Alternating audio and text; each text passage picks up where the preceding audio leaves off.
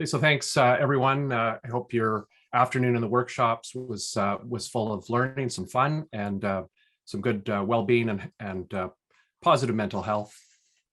We are in the home stretch of our symposium, and anchoring the penultimate segment here is our final keynote speaker, Wade Repta, whom I have the pleasure of introducing. Wade is the vice president of and an occupational therapist with humanworks Consulting Group. As an occupational therapist, Wade appreciates and understands that the teaching profession isn't a thing. It's animated by people, just like us, something reflected in the name of his practice, humanworks. Wade has spent the past 20 years working with teachers day in, day out, who are experiencing wellness and disability-related challenges, helping them minimize barriers and remain in or return to the classroom. He's also the author of a resource appropriately entitled The Well Teacher, and we'll talk certainly more about that in the next hour and at the end as well. In his practice, he has worked with many teachers, teacher unions, and school districts or boards in order to empower teachers to take more control of their wellness and thrive in what he recognizes is a very demanding profession. Wade grew up in Hamilton, but he graciously accepted our invitation to join us today from Parksville, on beautiful Vancouver Island, where he currently lives with his family. Wade, I know that you popped in at various parts of our symposium, but welcome to your own keynote. The mic and the screen are yours. All right, thanks so much. That's a great intro. I appreciate it. It's my second time I've had the opportunity to chat to some of you, and I definitely welcome the invite back. As you can see on the screen, just quickly, we do have the opportunity to do some polling just to keep things a little bit interactive, so I'm not droning at you the whole time. If you want to participate, the text number is 37607, or you can go to pollev.com, and the message is Wade Repta 392, and you should get a response, and then you can participate in some of the polls. You don't have to, but we can talk through the chat. I'm going to try to look at it where I can. There's going to be some questions at the end. And you can also, if you really have a question and you really want to have something to say, just unmute yourself and go for it. Like we really want this to be for you, right? So, but this is where you can start. What we're talking about today is, there's some of the growing challenges that I've noticed, but also some of the things that we're seeing from the research around the challenges teachers are facing with their mental health and their resilience. And I think getting into a little bit of trauma, which I'm just going to put out there as something to think about. Okay, so trauma in itself could be a whole day talk, but we're going to start thinking about, like, are we shifting from one thing to another? So that's where we're at today. And let's do a tester. Let's do a tester to see, because I've learned with Zoom, there's always one thing that doesn't work, and sometimes it's the polls. So if you did want to participate in the polls, in a word or two, just to share, what's your go-to wellness strategy? Yeah, it's mine too, running. The very first thing. And if we don't have a lot of people participating, I'll just skip the polls. That's totally fine. We don't have to do it. Yeah, so somebody in the chat has said sleep. All right, so we do have some people. So breathing and exercise, and people do have strategies. Like our talk today is going to be about the challenges to mental health. So it can seem a little bit, and it is. It's important, and it's getting to be a little bit crisis related in some ways, but people are still doing a lot of good things, right? And a lot of people are doing really well. And I don't want to lose that message just because I'm talking about the challenges, but we're seeing lots of great things here, like bath and meditation. And this is a tester. I'm glad it's working, but it's kind of cool to see what people are doing too.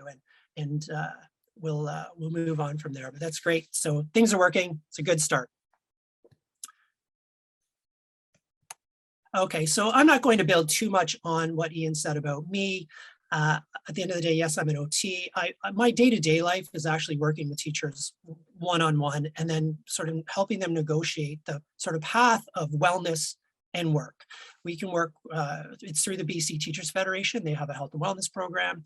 And we have the luxury of working with teachers who are struggling for like even up to a year sometimes. So we really get to know their challenges.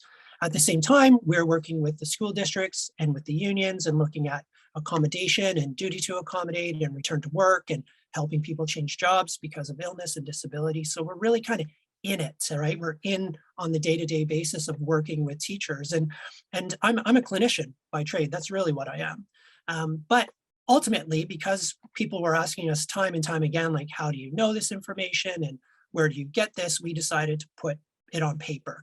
Our goal was not to be millionaires. That was never going to be the goal. The goal was to get the word out to teachers about how to be well, because we only work with a small percentage of people, and there's a lot of information that can be shared. So the Well Teacher covers physical wellness, mental health, return to work, and accommodation, and like a lot of different things, ergonomics. And so it's broader than what our topic is today, but obviously mental health is a major focus for where teachers are at right now.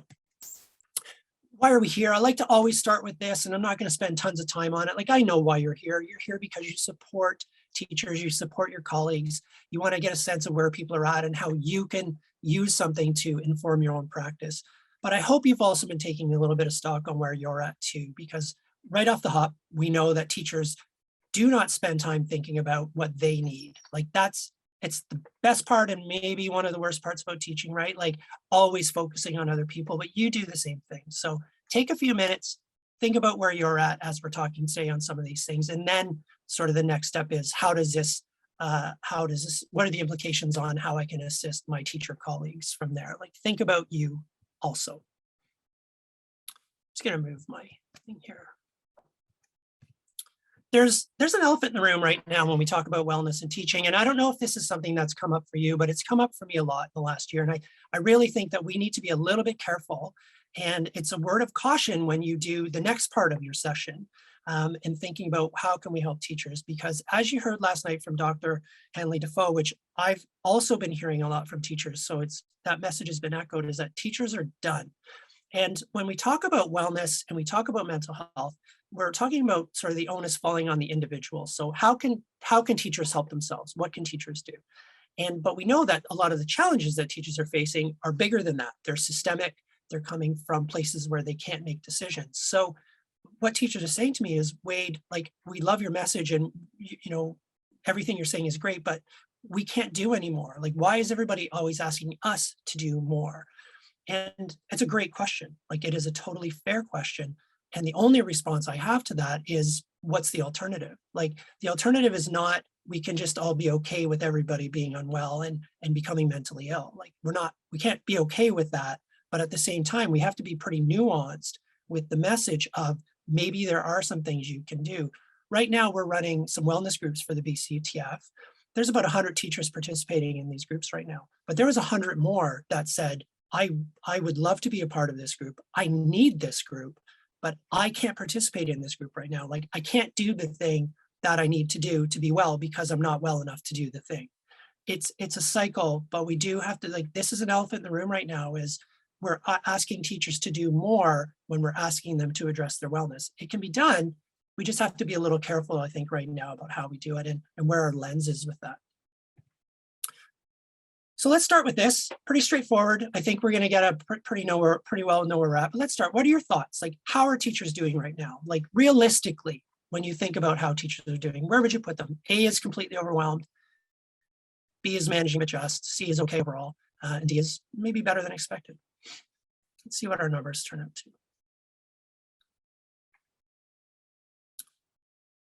Yeah. Okay. So this clearly is not surprising. It's a little bit shocking to see it visually, I think, right? Because I think this is an accurate representation. There, in reality, and I'm not saying you're wrong, in my situation, there's probably a few more people who are doing okay. There's probably a few more. But at the end of the day, I think the message is the same, that teachers are existing in a place of being completely overwhelmed or managing, but just. Okay, what does that mean? It means a lot of things, but one of the important things to think about is, what does it mean in terms of the sustainability of where we are at right now? In any given school year, we will see sort of a fluctuation in terms of how people are managing. At the start of a year, people come in, they're feeling pretty good overall as a collective. There's always some people who are struggling, but as a collective, people are feeling pretty good. They come in, as the school year progresses, getting a little tired by the winter break, a little bit more refreshed. And by the end of the year, people are getting burned out. So they're in that managing but just rate.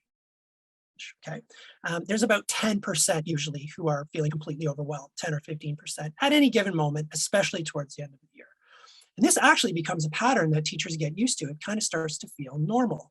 Like for people who've been teaching for a while, it actually feels right. Like coming in, I know by the end of the year in June, I'm going to be a bit overwhelmed. I'm going to be kind of stressed, and then I'm going to regroup and start all over again. And it just becomes normal.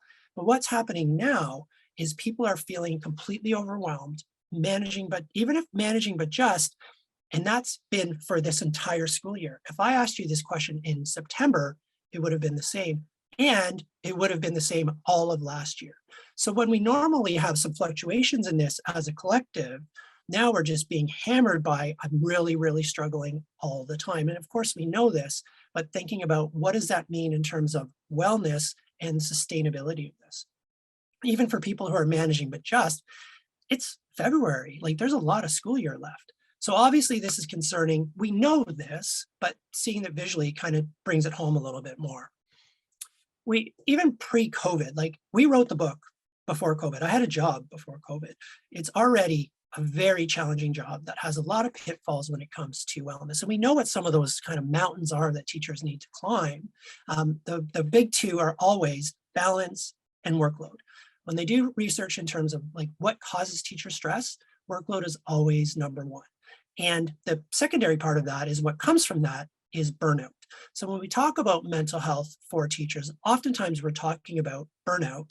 We're talking about low-level depression, anxiety, low to moderate, and some version of just being overwhelmed.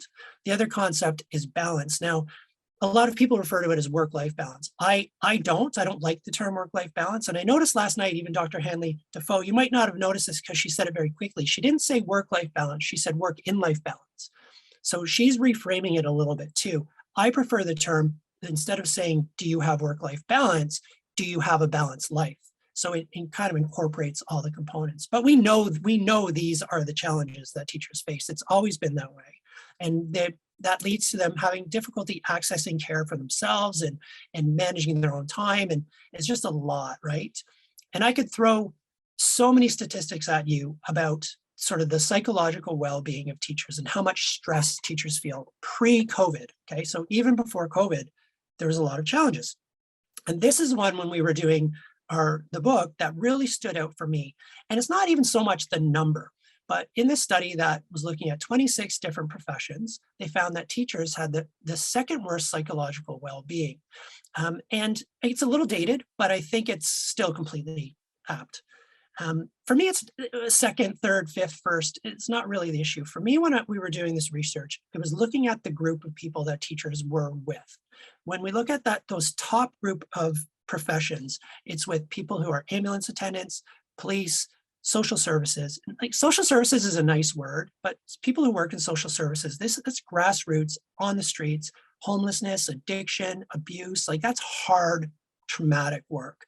Nurses, prison, like that's not a group that the general public would think that's where teachers are being linked in with, right? Like that's not how people think about teaching unless you're in teaching and you realize like how demanding it is. Again, this was pre-COVID. So what are the implications on that when we look forward with COVID? And we know it's a hard job. And Dr. Hanley Defoe put this up last night. And I'm glad she did that because it actually helps me a little bit in that she showed how performance increases with increased stress. So performance goes up as stress increases, but only to a point. And then our performance starts to decrease as stress continues to increase. So this is a performance stress curve. And for my purposes, what I point out is that teachers live right here on the best day for the best teacher who's feeling their most well. Like this is where teaching lives, on the best day. And the truth is, teachers wanted that. Teachers wanted a job that challenged them. We know that without stress, we don't function very well and we're bored and we're not happy. Our quality of life is low. And we also heard last night when Dr. Hanley Defoe said, like, we get burnout from people who really care. We don't get burnout from people who are not committed to what they do. So teachers chose to be here. No, that's not in a way saying like you get what you get. It's like when we think about stress is like the starting point is here. This is where you start. So that's positive. People are committed to their jobs, want to be challenged.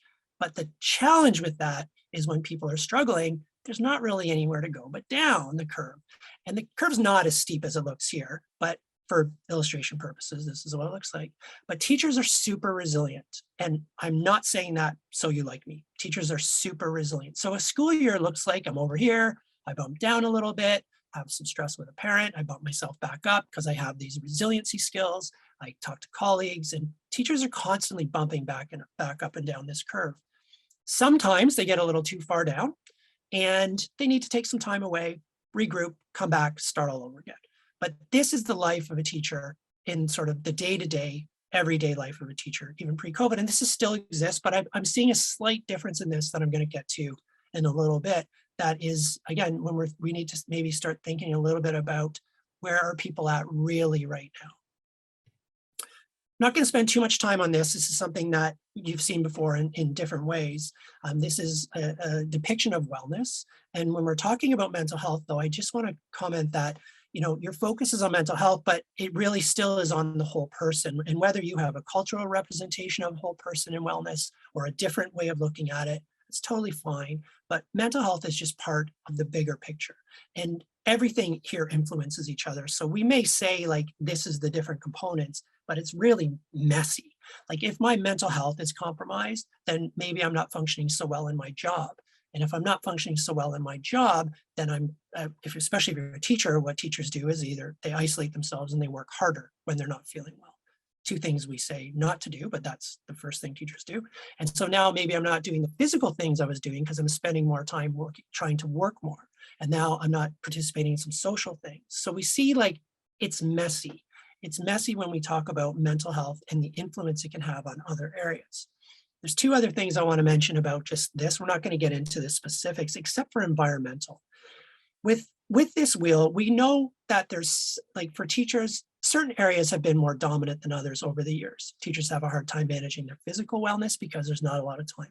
Over the course of a school year, their mental health is often compromised because it's a very hard job. It's very demanding with a lot of accountability. Occupationally, it's hard, but environmentally has been pretty good. Like I don't know if I've ever had anybody say their lowest area of wellness is environmental. And so what's happened with COVID is we had this, you know, kind of living with this balance and trying to figure out the areas that are the hardest. And then somebody came and said, oh, by the way, now we're going to make this area super hard, and so hard that it could affect your overall wellness. You could get very sick and potentially die. And I'm not saying that for drama purposes. Like that is not something that teachers have to deal with on a day-to-day basis. Police officers do, that's day-to-day.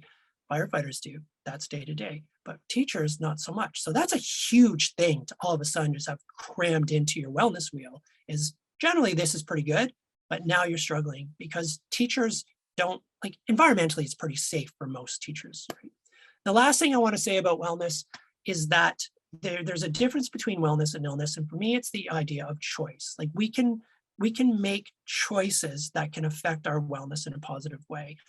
As I mentioned before, we have to be a little careful right now with that message for teachers. But when we do think about wellness, wellness is the wholeness of our health, and we can make decisions. So I can choose to participate in things that help me be physically well. I can choose to engage in positive relationships. I can choose to seek counseling and support for mental health. Now, those choices might be hard to make, and I might not be well enough to make them, but I can have some control of my wellness where I might not be able to have control of other things in my life. So that's when we're talking about wellness. We're kind of thinking about some of those things today in the scope of mental health. We're going to know the answer, but let's see what the graph looks like. And I'll have a few comments to share with you about this. What is the greatest area of concern to teacher wellness right now? And we know what this is going to be, but let's see what actually comes out of it.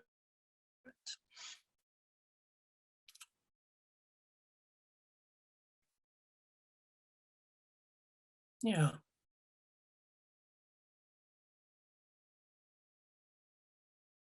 Okay. So this is very strong, and I'll share what normally happens, so you can see the comparison. Because we all knew that mental and emotional wellness was going to dominate this, but what we maybe didn't know was to what degree, but also like how little room there is in terms of like the greatest concern for other teachers. When I talked about that flow over a school year, what usually happens is because I poll thousands of teachers, right, over the years. And what happens over the course of a school year is teachers start a school year and their focus is actually, the greatest concern is their physical and their social wellness at the start of a school year, because they want to build on some of the things they reinstated back into their lives in the summer. And then as the school year progresses, it becomes a little bit more diverse, like people are focused on different things. Mental health starts to make an appearance as a larger category. Again, at any time, people are struggling individually, but as a collective, it starts to make an appearance around December, January, and then it dominates by the end. But even then, not this much. So what does this say to me, though? When I'm looking at this, as I pointed out, this would have been the same thing we would have seen in September and also last year. So it's not just that mental health is dominating our concerns right now. It's also the length of time that is dominating, the amount of people that is, like if this is number one, and most people have it at number one, it's dominating from both the depth and the sustainability, or the sort of the sustained impact it's had on teachers over the last couple of years. And it's not normal. Like, for the most part, when we're dealing with sort of mental and emotional stressors, it takes time to get there in the course of a school year. Well, now it's February, and it's been like this for teachers now for a couple of years, and it's probably not sustainable, and it's completely dominating the picture. So we need to start thinking a little bit, in my opinion, about, okay, with all that in mind, what does this mean? Like, we've talked a lot about sort of teachers being overwhelmed and how to address wellness and what it means to be well. And we're doing pandemic math right now, for sure. Like, we've always said wellness equals balance, and trying to help people find balance and how we do that. But I think the shift right now for those of us who work with teachers is we're having to redefine a little bit around what it means to be well, and also as a system thinking about redefining the expectations on teachers to function and their performance as it relates to wellness. So we can't have this sustained period of people working under sort of these stressful demands and expect their performance to be the same. So we're having to redefine things a little bit. And so this is you don't have, this is not for you to do. You don't have to do this right now, but this is a tool we use to help people map out where they're at overall, because what people will say is, I don't feel good, or I feel great. And like, in trying to help people be more specific. And traditionally, when we talk about teacher wellness, we want people to be having some balance between all these categories, and it'd be about a 5 or up in most things. You might have some low, but maybe now when we're talking about teacher wellness, maybe being a 4 or a 3 or up is actually indicating that people are doing pretty well. Like, maybe we need to rethink what it means to be well. And also, if we're thinking about, are we moving a little bit out of just teachers being overwhelmed into something else, maybe we need a different approach. So the traditional approach of working with people who are unwell is you try to, yes, build on some strengths, but you find the areas that are pulling down the other ones. So if my mental health is pulling down my other categories of wellness, then let's hit that. Let's focus on that. Let's set goals on that. Let's get to counseling. Let's identify, like, let's work on that weakness. But if we take a trauma-informed approach to wellness, what it says, actually, we should probably be building on our strengths, because asking people to do more who are having a trauma response might just cause more of a trauma response, and maybe it's not fair. So, thinking about, if we're going to reframe this and think, are people moving out of overwhelm into something else, maybe we need to think a little differently on how we're approaching that and building more to strengths. So the things that you're doing, maybe could you do more of those, or keep doing what you're doing and redefining what it actually means to be well. The research tells us, there's been actually a fair bit of research has been done and is starting to come out about education and educators and wellness. And the numbers are exactly what you expect. And for my purposes, we don't need to get into what percentage of teachers are stressed and which aren't. But I'll just to say it's higher than ever and higher than the general population. Okay, so there's that. But when I look at the research, there's a few things that really stood out to me. So there was a study done by UBC through the beginning of the pandemic, and they found really 2 things that stood out as really defining teacher stress levels through the pandemic. And the first one was workload. So if you remember, workload was already one of the mountains that we know teachers had to climb. It was already a problem, okay? If I told you a month before the pandemic, there's a pandemic coming, We've never lived through a pandemic, most of us, okay? It's going to have a global impact. It's going to change your life. But you group of people, you're going to continue to do your jobs. You're going to be business as usual, which is a message I've heard teachers have heard from across the country. Business as usual. You're going to be the anchor that anchors our economy. You're going to go into these environments where you're potentially at risk of getting ill, where most people aren't having to do that. You're going to have to totally change the way you teach. You're going to have to work at home sometimes and at school sometimes. We're going to totally put you at risk and look at how you do your job, and we're going to make you do more while you do that. We're not going to decrease the expectations. We're going to give you more. If you said that before the pandemic, you would say that is absolutely ridiculous. That does not make any sense. But we know that's exactly how it's played out. Like, it is played out, and the research, it's not just anecdotal for me thinking this anymore. The research is showing that teachers are reporting their mental health is being affected because they're being asked to do more and more. So we know it, but it's actually playing out. And it doesn't make any sense. Like, who manages a pandemic that way? It doesn't make sense. The other thing that has come out is a feeling of support. For those of us who work in the field I work in is called disability management. So I'm an OT, but I work in disability management. We've known for years that the success of return to work for people who are coming back from illnesses has really nothing to do with the job. Like, the job is kind of irrelevant. It's, do they feel supported at work by their employer and the people that represent the employer? And the second thing is, do they feel supported by the people they work with? So the research is also showing that success with managing this pandemic for teachers has been directly tied to how much support they feel at various levels. So just because you have a nice principal, for instance, and a supportive principal might not translate to being fully supported. And the CTF also did a study that some of you are probably aware of. It's called But at What Cost, where they looked at, they did it in two parts. They did a survey, and then they interviewed people specifically. And what came out was the same things. They added uncertainty, but it came out workload and lack of support. So this is obviously, these are the two things. When we look, again, we're looking at the individual level, that what can people do, but the challenges they're facing are beyond that. They're kind of out of their control, right? It's like, when we're trying to address stressors and build resilience, we're trying to focus on things we can control. But the challenge for us and for you is thinking the major stressors are things that people can't control. So it's support and workload, and also that uncertainty of like working in crisis. And for people who say that teachers don't work in crisis, they could not be more wrong. One of the is an awful message that I was hearing across the board with Omicron was, don't worry, it's not killing people the same. Well, like, even saying that, if you have to say that to somebody in a job, that's awful. Like, having to go to work and hear that message, don't worry, it's not killing people, is terrifying. So, you know, that being in crisis, of course, is going to lead to crisis. And in this research, they pointed out this is probably not sustainable. This is unsustainable. The last thing I'll add, and I just add this as, because of course, right? Like, of course, in this study, they said to people, like, what is your biggest concern now? Like, you're having all this stress and all this pandemic. What is your biggest concern? And 81% of people said, my student success. Like, of course, it is the best thing about teachers, and also the reason why I have a job.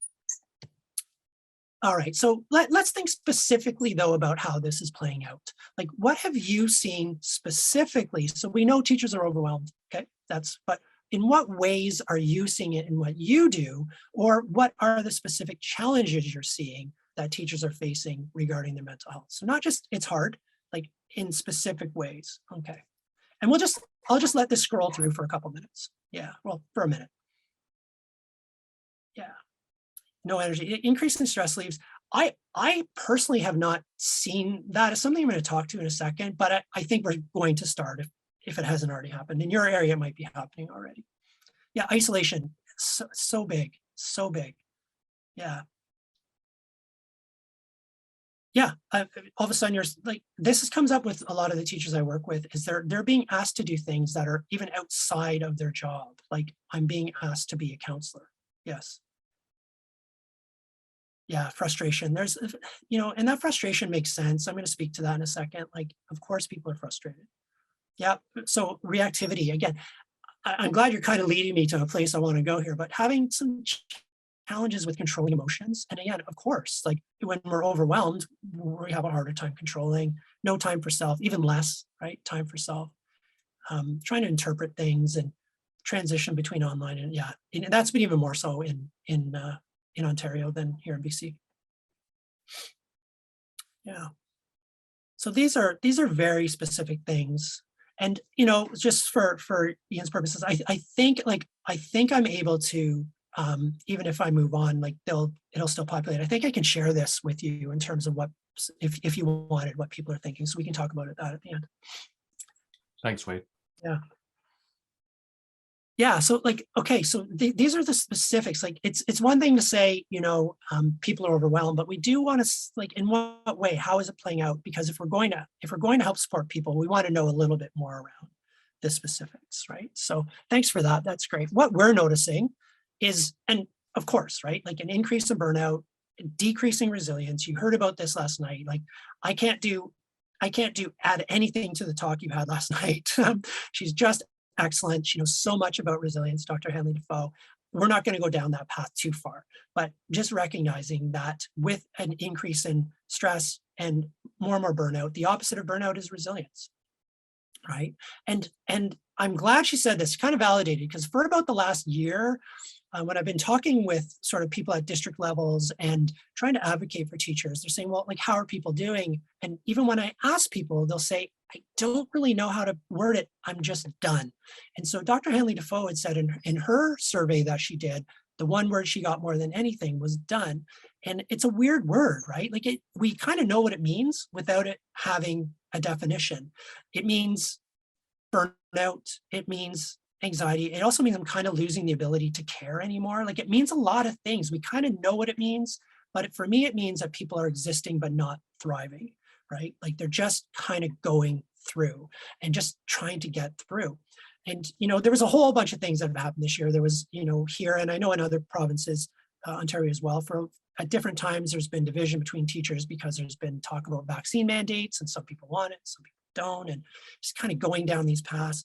But and you can read this, but the one thing that I think stands out as well is that idea, and it came up for some of you talking about emotionality and people being frustrated, is the idea that people are living now in a world where it's harder to see gray.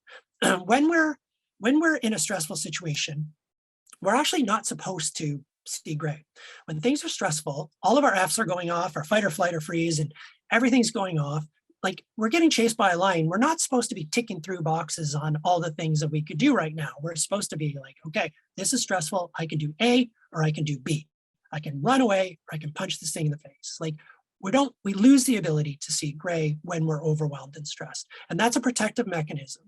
And it does help us, right? It helps us to make decisions in stressful situations. But what happens is for our day-to-day lives, our things are not really all that stressful. Like things are not terrible or great. Most of our lives, even with COVID, are in somewhere in between there. Even if it's highly stressful, it's still, there's elements of gray. But what's happening for some people is they're putting themselves in little thinking bubbles where this is how I think and nobody's going to change my mind. And it's to keep themselves safe.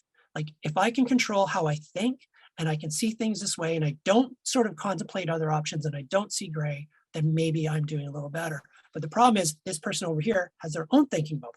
And so if they're in their thinking bubble and it's not the same as my thinking bubble, then how are we going to meet in the middle when I can't get out of my own bubble? And so it's hard for people. And again, it's a natural response to go to the black or white. But when you're constantly being hit by stress, you stay there. So instead of like, okay, I overreacted to that. It's probably time for me to rethink this. I can listen to other people's opinions. It's hard to do that when you're stuck with being overwhelmed.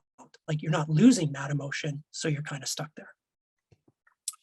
The other thing we're seeing that has been coming up over the last, I'd say 2 months more than ever, is what I'll call small H hopelessness. And this is concerning, okay? And this is where I'm starting to think maybe we're not talking about simply being overwhelmed anymore. Maybe we're not even talking about burnout anymore, like for some people. And this is not suicidality, and I wouldn't say despair, but small H hopelessness. And I've heard from people, educators, saying, what's the point?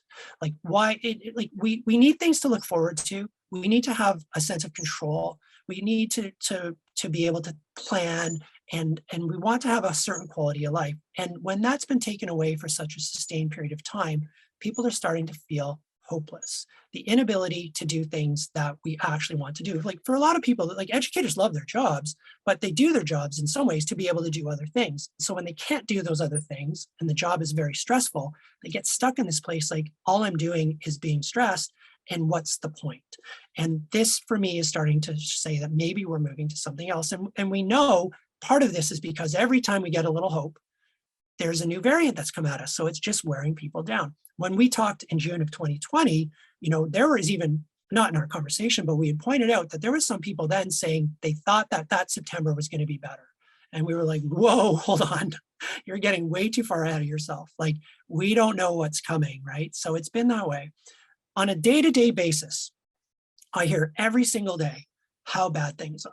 And I'm going to put this in with a star beside it, that we know that some teachers are doing very well. Okay, like again, I don't want this to be all just doom and gloom, but I do have somebody every day say, wait, it's so bad in the school. Teachers are so overwhelmed. People are so tired. And we know that, right? But they're still doing their jobs.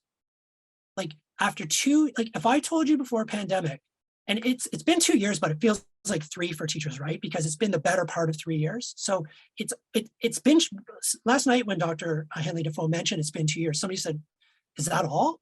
Like, it's because it actually, to educators, it's been 3 years. It's been the better part of 3 years. If I told you for 3 years, you're going to have such high numbers of people dealing with feeling overwhelmed, such high burden in terms of mental health, that people were going to still continue to perform at such high levels, I would not have believed it. I would not have thought it was possible. As a wellness person, I would have said we'd actually be getting way more people who are going on medical leave.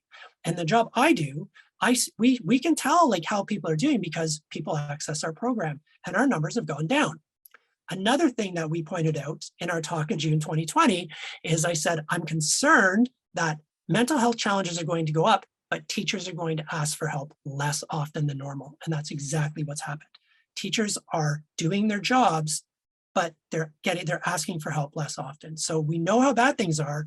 And so for me, I'm thinking, where is this taking us to? I think we might be getting out of burnout, and we might be getting into trauma. And we'll talk about that in a second. And in the depiction of this graph, like, again, performance goes down as wellness goes down, okay? Like, and teachers always have a gap because teachers will overperform. As I mentioned, when teachers are struggling, the first thing they'll do is they'll work harder. So you'll see a gap, like my wellness decreases, but I work harder, so my performance stays at a certain level. But it still is going to decrease somewhat relatively. And what we're seeing, I think right now as a collective, is collective wellness slowly decreasing, but performance is flattening. People are still doing their jobs. The research says that's not sustainable. Dr. Defoe, Henley Defoe says that's probably not sustainable. I don't think it's sustainable. What we're at risk of right now, if we don't make some changes, and not we, the system and how we're looking at this, is instead of having a slow decline, we're going to see performance drop off the table. And you probably, the person who said more medical leaves, I bet you what that looks like, because we've started to see it a little bit, and we saw it when things were at their worst, was the teachers were at work one day and then on long-term medical leave the next day. There was no in between. And I think that's probably where we're heading. Again, I'm not trying to be all doom and gloom, but when we're talking about mental health and trying to get in front of things, we want to predict what are the challenges. And I think performance, and of course teachers are still performing. Of course they are. Like, that's part of the nature. But as the title of the CTF document is called, at what cost? The cost, something has to give at some point. And I'm very concerned that it's going to be teachers, right? Like, just, you can't, it's not sustainable. Maybe it's sustainable until the end of the year, maybe even through next year, but I'm not sure how long it's sustainable for. So for me, when we're talking about resilience and we're talking about wellness and we know where people are at, I agree with everything that Dr. Henley Defoe said last night. There's one thing that I would maybe change for me. But it's when we're thinking about resilience, it's recognizing that people are so struggling so much that we want to give them one or two things that they can control realistically, and that they can realistically accomplish. So yes, on the individual level, that's where the work needs to be done. but we need to be a little bit careful about it. But pointing out to people that if they're focusing on things they can't control, they might be adding to their own stress. So we had a nuanced approach of what are some small things you can do to improve your wellness. Because without that, I think we're going into more of a collective trauma. Now, I recognize that you may not agree with me on this. That's totally fine.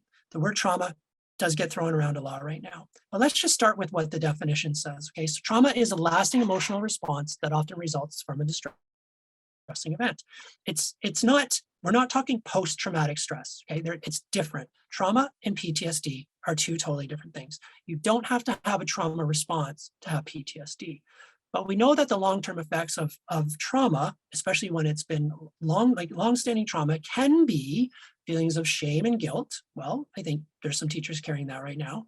Feelings of helplessness, which I think is part of what's going on, powerlessness, and fear. And teachers are feeling fear, and that's not a normal part of the job. Fear is not a normal part of teaching.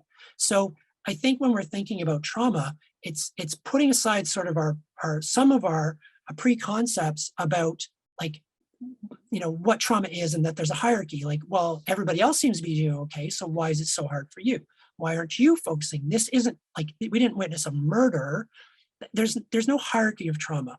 How we perceive trauma is based on a complex series of our personalities, our parents, our genetics, our past, our day, how our day has gone, like our past experiences with trauma. It's very complex. And to just say, well, this is traumatic, but this isn't traumatic, it doesn't do it justice. And so I think I'm starting to think more and more and challenging people to think, like, are we moving out of overwhelm into trauma? But big star, we need to be a little bit careful. I read online somewhere yesterday. There was, I forget who it was, sorry, it's a bad story if I don't remember who it is, but there's an actor who said, I was planning to do a movie. They didn't make my movie. It was a superhero movie. Now I can't watch superhero movies. Fair enough. But they said, because I'm too traumatized. And I thought, ugh, like, I'm not sure that's doing true trauma justice. Like, the word trauma does get used for a lot right now. And what people who work in trauma and work in mental health, the questions they're asking around trauma right now are, A, are we using trauma too liberally? Or B, has it been too conservative in the past? Like, have we had too tight of a definition on it? So now people are just expanding it to what it really is, or are we using it too liberally now? I'm not going to answer that question because I don't know. But there's a difference possibly between distress and trauma. Like, people who can feel distress without feeling trauma, and through a pandemic, we know people have felt overwhelmed or distressed. And also more and more people are labeling their trauma now. A lot of teachers are coming to me and saying, I have this past trauma, which they may not have shared in before because it wasn't PTSD trauma. So they didn't feel it was worthy, right? Like, this is very stressful for me, and I've really struggled with this for a long time. And some of that deals with dealing with students, right? Like, a teacher who was possibly in a physical altercation, an assault from a student, but who's much younger, like a young student, and feeling like, well, that doesn't count. I can't feel trauma from that. And it's like, but people are starting to label their trauma. Does that equal trauma? I'm going to let you decide kind of where this is at for yourself, but I'm going to point this out. This is what I've seen when thinking about, are we shifting from something, not just mental health, but mental health with a trauma focus is, okay, we know that teachers have been dealing with this mental strain for a sustained period of time. The research shows it, you know it, you put it up in how people are doing, it's been sustained. We know that teachers are feeling unsupported, not by their unions, not by even their colleagues all the time, but from the system. We know the research shows us, and anecdotally, teachers are not feeling supported. We know they're dealing with fear. And again, this is not a job where there's fear. So A, any job that has fear on a regular basis is at risk of people feeling trauma. But B, it's not normal for teachers, right? There's been consistent burnout, and people are overperforming, so they're essentially sucking it up. They're plowing through, they're toughing it out through what is growing challenges to their mental health. We're asking teachers to work in the face of an illness. So again, saying to a group of people, you are going to go into your job, you might get sick, and you might die. And I'm not trying to be dramatic. That's the truth. Like, that is true. Are they likely to die? No. But the likelihood is not really the message. The message is there's a chance, and that's not really a part of teaching. There's a lot of people with pre-existing conditions, people with previous traumas. So if you have a previous trauma and now you're living through a pandemic, that would make sense. And people have vulnerable family members. So for me, I feel like we are kind of moving from just people are overwhelmed to thinking about this in a slightly different way, like reframing the concept of wellness right now for teachers. And maybe it's small t trauma. Like, again, it's not PTSD for most people. It's small t trauma. And what does it matter? Like, why would we even do that? Why do we care if we're framing it as trauma as opposed to being overwhelmed?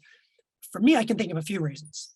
The one reason I can think of is just making sure that we're providing the right resources and we're directing people to the right resources, because it's one thing to have a situational stressor, and it's another thing to be having a trauma response to something. So we want to see if we can either have a say in the type of resources that are being provided to teachers or ensuring they're getting to the right place. I also think it's time for us to be a lot more aware, and I know for sure some of you are very trauma informed. I know that's a thing, but not just for students, right? For how we interact with teachers, having a much more trauma informed approach. Like, there's a tendency within education to think about teachers either being good teachers or bad teachers. And if a teacher over responds to something and has a bit of an episode at school, there's a feeling like of judgment attached to that.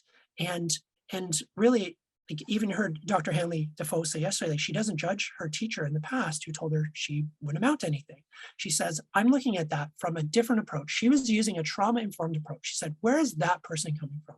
Maybe there's something in the background that is driving this behavior, and it might not change the situation, but it might change my own response and how I can support that person. So thinking about if it's not just overwhelmed, it's even a little more, maybe it changes how we frame things and how we see work challenges. It also gives teachers more permission to step away if they need to. And my message is not everybody should go on medical leave. My message is maybe if we're thinking of things as getting to the point where now we're talking about trauma, it gives people permission to step away when they need to. And just at least something to consider how they access resources and address their own wellness challenges. You know, and in that research article from the CTF, like it validated this for me, I think more than anything. And it was just in one kind of like vague paragraph that I'm not even sure anybody else would really notice it, but I was kind of looking for more than just the numbers. And in the study, it said an unexpected outcome emerging from the interview process with teachers was the sustained depth and intensity of education workers' struggles across Canada. And this caught my eye for two reasons. Obviously, that like sustained the word depth and intensity. So we have to be super mindful. And again, even when we're trying to support teachers, being mindful that the depth and intensity of this is we can't just simply say go to yoga. Like, you build your resilience, find some balance. Like, it's more nuanced than that. But the other thing is, these were people that knew what they were going to find. Like, they did this out research. They knew teachers were going to be stressed. They knew it was going to be super high numbers, and they still said the outcome was unexpected for them, the depth, the sustainability, and the intensity of it. And so that means something, that we've crossed over into some unknown territory that we have never seen before when it comes to supporting teachers and their wellness and how we do that.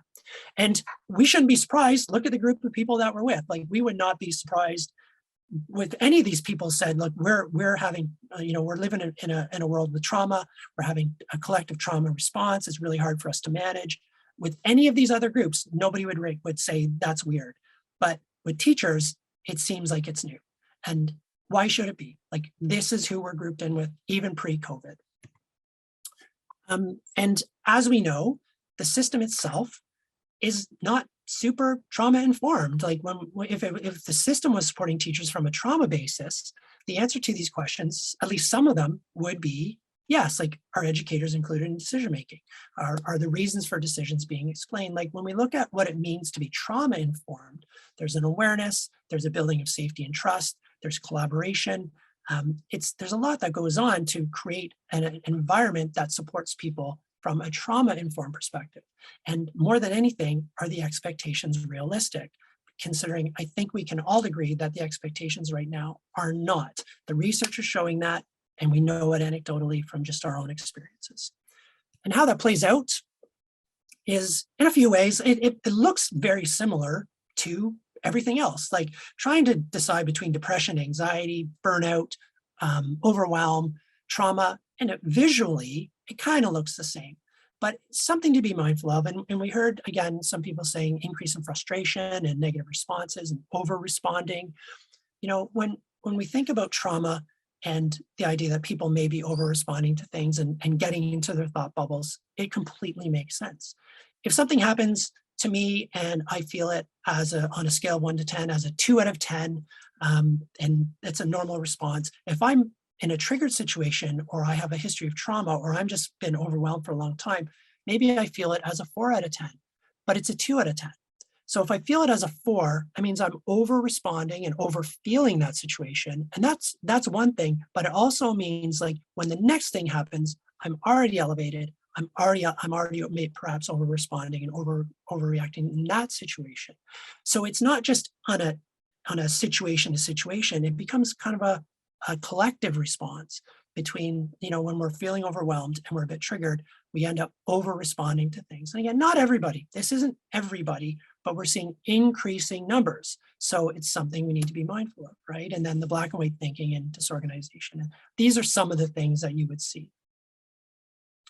I'm going to wrap up here in a minute.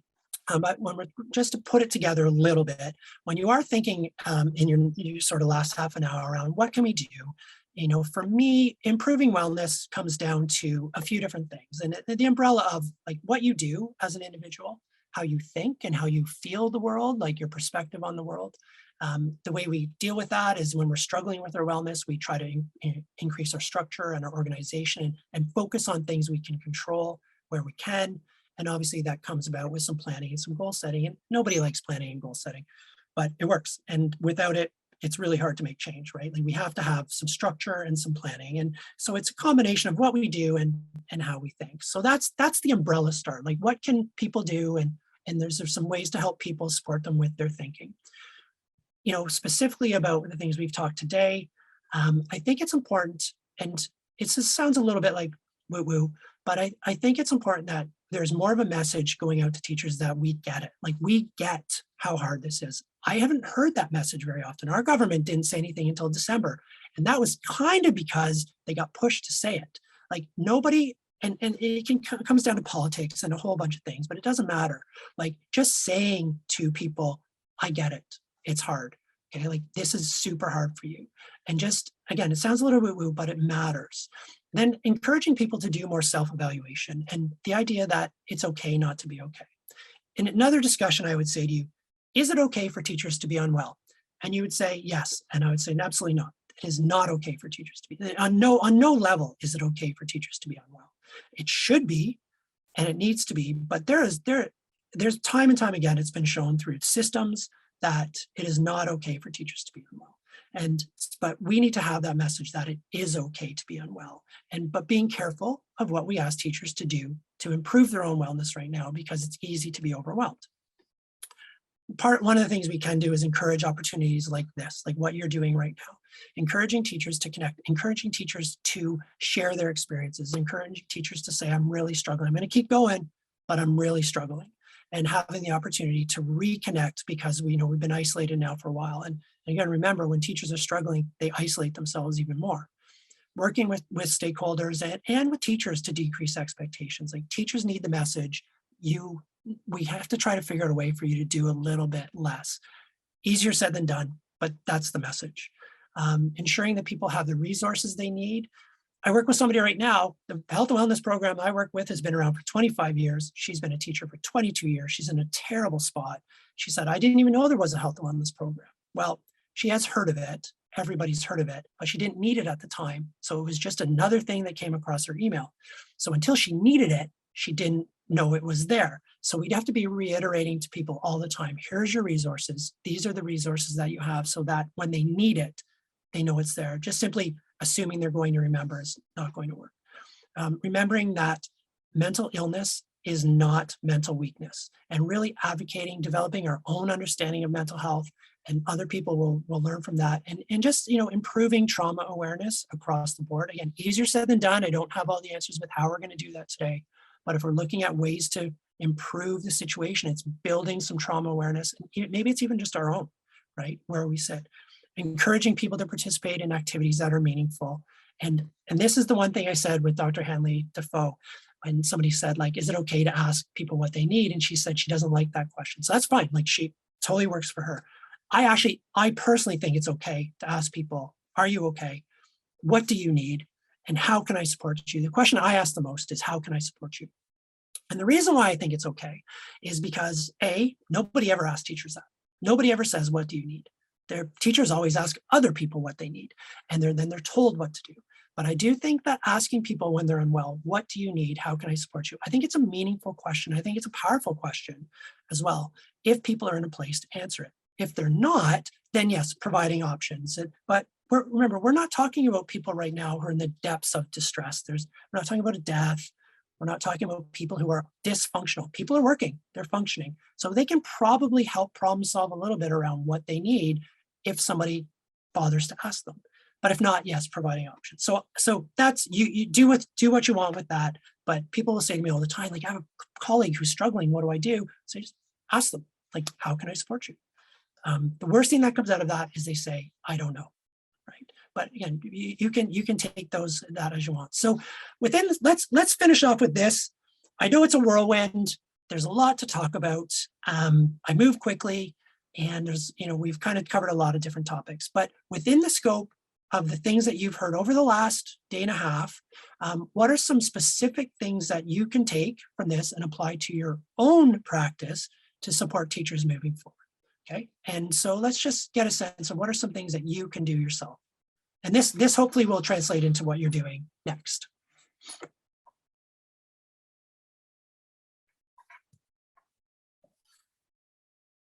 Yeah, again, personally, I feel like that's the best question possible. Like, how can I support you? What can I do? And just go from there. Yeah, listening. Yeah, the person who wrote this, you're probably an excellent listener. But it is important, like listening to people. Yeah. Yep. Like, unfortunately, we're kind of bound by formalities sometimes in some of this. It would be nice if we could just have conversations with decision makers around being trauma informed and they'd be into it. But sometimes it has to be written into like more formal processes. Collaborative supportive spaces. Again, nobody likes Zoom, but the truth is this is better than not having the opportunity to connect with people.